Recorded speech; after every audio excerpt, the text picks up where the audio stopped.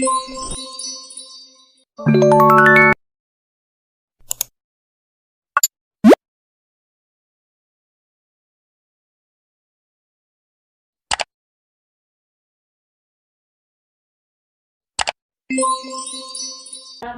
warahmatullahi wabarakatuh. Perkenalkan, nama saya Dewi Ayu. Saya mahasiswi dari kampus Tia Muntai. Di sini saya sudah bersama dengan Bapak Haji Sulhan MPDI. Beliau selaku Kepala Madrasah di Madrasah Ibtidaiyah Negeri 18 Hulu Sungai Selatan. Baik Pak, di sini saya sebagai mahasiswi dari kampus Tia Muntai mendapat tugas dari mata kuliah perencanaan pembangunan. Tugasnya itu adalah mewawancarai seorang narasumber tentang wacana pembangunan. Jadi saya pilih Bapak sebagai narasumber saya yang akan menjawab beberapa pertanyaan dari saya. Baik Pak, langsung saja ke pertanyaan yang pertama. Apa persepsi Bapak tentang pembangunan di desa ini yang sedang berjalan atau berlangsung?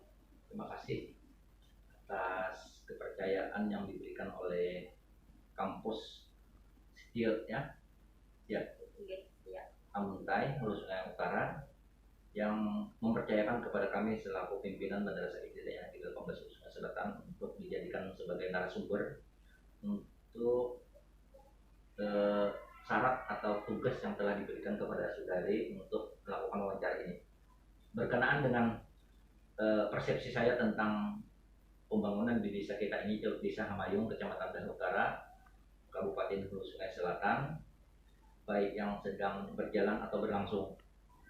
Menurut tanggapan saya, pembangunan di desa kita ini, Desa Hamayung, cukup bagus perkembangannya dibanding dengan 10-15 tahun yang lewat. Sebab sekarang ini untuk pembangunan di desa kita sudah didanai secara khusus oleh pemerintahan kita yang sekarang ini, yaitu dengan adanya bantuan atau anggaran untuk pedesaan yang dianggarkan cukup lumayan dananya itu, sehingga desa bisa memprogramkan atau merencanakan tentang pembangunan desanya. Yang saya tahu sekarang ini mengenai kegiatan atau berlangsungnya pembangunan desa khususnya sekarang ini adalah itu lebih berorientasi masyarakat atau pemerintah desa kepada pembangunan sektor atau bidang pertanian. Nah, jadi saya lihat perkembangan pembangunan di desa ini untuk bidang atau sektor pertanian ini cukup bagus dan sangat menonjol. Terima kasih. Baik Pak, terima kasih. Kita lanjut ke pertanyaan yang kedua. Apa harapan Bapak tentang wacana atau rencana pembangunan di desa ini pada masa sekarang maupun yang akan datang? Terima kasih. Untuk wacana atau rencana pembangunan di desa pada masa sekarang maupun yang akan datang, saya juga sering diundang oleh pemerintah desa dalam musrembang atau musyawarah rencana pembangunan desa. Itu dari awal saya diundang beberapa kali pertemuan, itu masalah yang dibahas, masalah yang dijadikan topik pembicaraan untuk perencanaan sebuah pembangunan di Desa Hamayung itu lebih banyak di sektor pertanian. Sebab Desa Hamayung adalah masyarakatnya hampir 90% adalah pekerjanya adalah sebagai petani, nelayan. Jadi pemerintah desa mau tidak mau itu lebih fokus pembangunannya ke sektor pertanian. Nah, harapan saya pemerintah desa juga jangan terpaku atau kaku untuk melakukan perencanaan atau program-program pembangunan pada sektor-sektor lain yang juga tidak kalah pentingnya untuk kemajuan pembangunan desa itu sendiri. Contoh, sekarang ini kebetulan kami kan berkecimpung di dalam dunia pendidikan. Kami sangat berharap pemerintah desa itu lebih memperhatikanlah tentang lembaga-lembaga pendidikan yang ada di desa ini, baik dari RA atau TK, kemudian TK Al-Quran, kemudian pendidikan tingkat dasar seperti SD dan ME, kemudian tingkat lanjutan seperti sanawiyah atau SMP. Itu kami sangat berharap pemerintah desa juga itu ada secara khusus membuat suatu perencanaan atau wacana untuk mengembangkan dunia pendidikan di desa ini. Jadi untuk selama ini masih belum tersentuh di bidang itu. Jadi kami sangat berharap kepada pemerintah desa, khususnya kepada kepala desa, untuk nantinya ke depan dengan anggaran yang tersedia itu harus ada disisihkan atau dianggarkan untuk sektor atau bidang dunia pendidikan di desa ini. Terima kasih. Baik Pak, terima kasih. Kita lanjut ke pertanyaan yang ketiga. Apakah pendapat Bapak tentang ATHG atau ancaman, tantangan, hambatan, dan gangguan yang dihadapi dalam rangka pelaksanaan pembangunan di desa ini, baik dari unsur masyarakat, pemerintah, dunia usaha, maupun LSM atau lembaga swadaya masyarakat? Terima kasih. Untuk sebuah pelaksanaan program pembangunan atau pelaksanaan kegiatan pelaksanaan pembangunan di desa itu memang selalu tidak sunyi, dan itu pasti akan ada ancaman, tantangan, hambatan, dan gangguan. Dari berbagai sisi, apakah itu dari masyarakat, apakah itu dari pemerintah sendiri, dari dunia usaha, maupun dari LSM. Untuk dari masyarakat itu sendiri, ancaman, tantangan, dan hambatan itu mayoritas adalah di latar belakangi oleh background atau latar belakang pendidikan atau SDM masyarakat itu sendiri. Untuk desa Mayong, masyarakatnya masih belum begitu tinggi SDM-nya, karena rata-rata pendidikan mereka itu hanya ada yang lulusan SD, itu pun tidak seberapa, bahkan ada yang tidak tamat SD.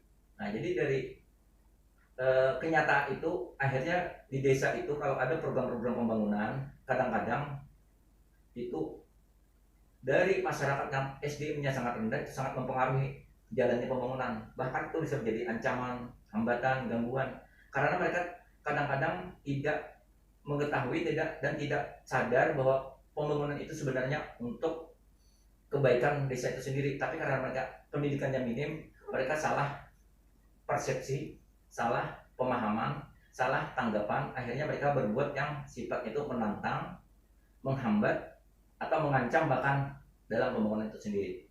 Itu dari masyarakat. Kemudian dari pemerintah, itu yang kita rasakan sekarang adalah karena kita dilanda pandemi COVID-19, tentunya pemerintah ini juga menjadi hambatan atau tantangan atau ancaman dari program pembangunan desa itu sendiri. Bagaimana tantangannya? Menurut kami, penilaian kami sekarang ini adalah untuk kelancaran pembangunan itu kadang-kadang sudah diprogramkan, sudah direncanakan, sudah dianggarkan dananya. Tiba-tiba pemerintah itu mengambil kebijakan dengan alasan untuk penghematan dana. Akhirnya anggaran-anggaran yang telah disampaikan ke desa itu ditarik kembali, minta dikembalikan. Nah, itu adalah merupakan tantangan, hambatan, atau gangguan dalam program pelaksanaan pembangunan di desa. Kalau dari unsur dunia usaha, kadang-kadang pada dunia usaha ini pun mereka juga kadang-kadang kalau tidak direkrut, tidak bisa dirangkul oleh pemerintah desa, itu kadang-kadang ini juga menjadi ancaman, halangan, gangguan, bahkan tantangan lah bagi pemerintah desa. Karena dunia usaha, mereka kadang-kadang khususnya kontraktor itu kadang-kadang mau mengerjakan proyek-proyek yang ada di desa, sedangkan peraturan dari Pemda itu mengharuskan proyek-proyek yang ada di desa itu harus padat karya.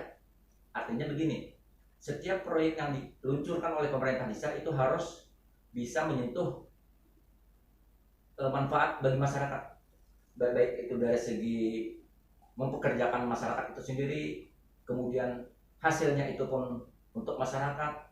Jadi kalau diserahkan kepada kontraktor, masyarakat akhirnya nganggur. Nah, disinilah terjadi benturan antara pemerintah desa yang ingin membangun dengan memberdayakan rakyatnya untuk sebagai tenaga pekerjanya, sementara kontraktor dia ingin yang mengerjakan proyek tersebut hanya mempekerjakan orang-orang tertentu, akhirnya masyarakat menganggur. Nah, disinilah mereka karena dunia usaha juga menjadi gangguan, hambatan, dan halangan. LSM pun tidak jauh demikian. Kadang-kadang LSM ini cuma hanya bisa mengkritisi, tapi mereka kadang-kadang tidak memberikan jalan keluarnya. Demikian. Baik Pak, terima kasih. Kita lanjut ke pertanyaan yang keempat. Apakah sumber biaya pembangunan di desa ini selama ini cukup? dan bagaimana mengatasi kekurangan biaya pembangunan tersebut? Terima kasih untuk pertanyaan yang keempat ini. Sumber biaya pembangunan di desa ini selama ini apakah sudah cukup? Bagaimanapun berapapun besarnya, kadang-kadang ada anggapan, bahkan ini memang kenyataan, seberapa besarnya pun anggaran yang telah dianggarkan oleh pemerintah itu masih jauh dari cukup. Apalagi pemerintah kita sekarang ini dalam keadaan kesulitan keuangan. Ekonomi kita berjalan sangat lamban, bahkan banyak dampak-dampak negatif runtuhnya dunia usaha. Sektor-sektor ekonomi kita sekarang ini sangat terganggu dengan adanya wabah pandemi COVID-19 ini. Dunia usaha banyak yang gulung tikar. Kemudian BUMN milik pemerintah juga kadang-kadang itu tidak bisa beroperasi dengan baik. Akhirnya perekonomian bangsa kita, negara kita juga terganggu. Nah, dari terganggunya perekonomian ini akhirnya juga mempengaruhi kepada budget atau anggaran pemerintah untuk merencanakan dan melaksanakan pembangunan. Nah, jadi kami rasa selama ini untuk anggaran di desa kita memang jauh dari cukup. Kemudian untuk mengatasi kekurangannya bagaimana?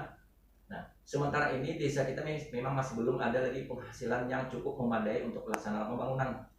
Akhirnya, untuk mengatasi kekurangan dana tersebut, pemerintah desa kita selalu menunggu itu APBNP. APBNP itu adalah anggaran pembangunan perubahan.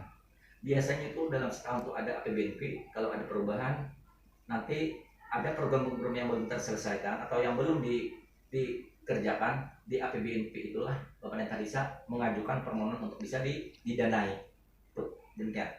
Baik Pak, terima kasih. Kita lanjut ke pertanyaan yang terakhir, yaitu yang kelima. Sektor apa yang patut dibanggakan saat ini dari hasil pembangunan yang sudah ada menurut Bapak? Terima kasih untuk pertanyaan ini. Pembangunan di desa kita ini sudah cukup lama berjalan. Kemudian sudah saya kemukakan di awal-awal tadi, orientasi pembangunan masyarakat kita, rakyat atau masyarakat di desa Mainbel pekerjaannya adalah sebagai petani. Nah, dengan memperhatikan mayoritas pekerjaan masyarakat kita itu, akhirnya pemerintah khususnya kepala desa itu selalu memikirkan, selalu menganggarkan, selalu merencanakan. Waktu itu 10-20 tahun yang lewat, itu bahkan 30 tahun yang lewat, mereka kalau bercocok tanam, kalau tidak ada hujan maka mereka akan kekeringan dan akan gagal panen.